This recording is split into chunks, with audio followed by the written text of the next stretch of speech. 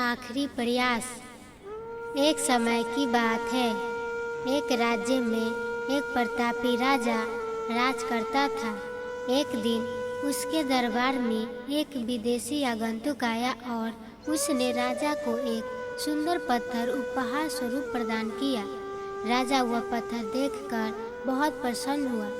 उसने उस पत्थर से भगवान विष्णु की प्रतिमा का निर्माण कर उसे राज्य के मंदिर में स्थापित करने का निर्णय लिया और प्रतिमा निर्माण का कार्य राजा के महामंत्री को सौंप दिया।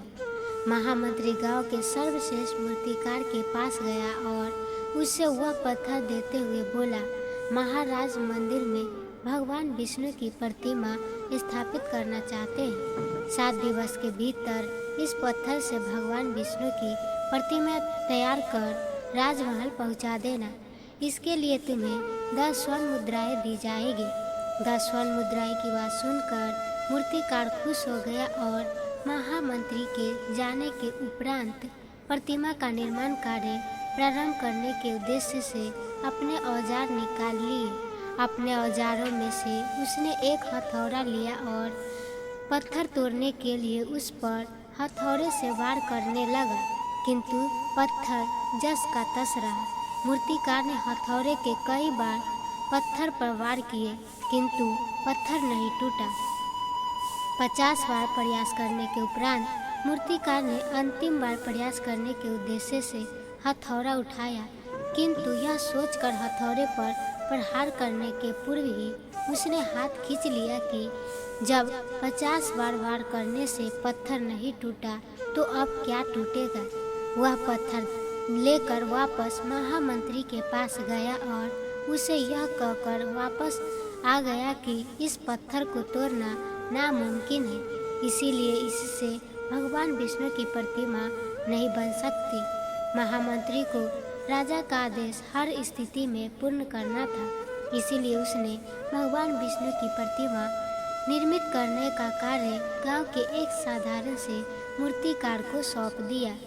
पत्थर लेकर मूर्तिकार ने महामंत्री के सामने ही उस पर हथौड़े से प्रहार किया और वह पत्थर एक बार में ही टूट गया। पत्थर टूटने के बाद मूर्तिकार प्रतिमा बनाने में जुट गए। इधर महामंत्री सोचने लगा कि काश पहले मूर्तिकार ने एक अंतिम प्रयास और किया होता तो सफल हो गया होता और 10 स्वर्ण मुद्राओं का हकदार बनता। इससे हमें क्या सीख मिलती है?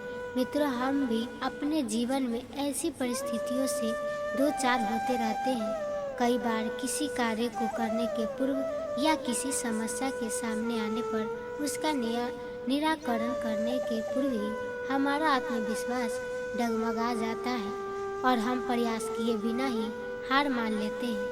कई बार हम 1-2 प्रयास में असफल मिलने पर आगे प्रयास करना छोड़ देते हैं, जबकि हो सकता है कि कुछ प्रयास और करने पर कार्य पूर्ण हो जाता या समस्या का समाधान हो जाता।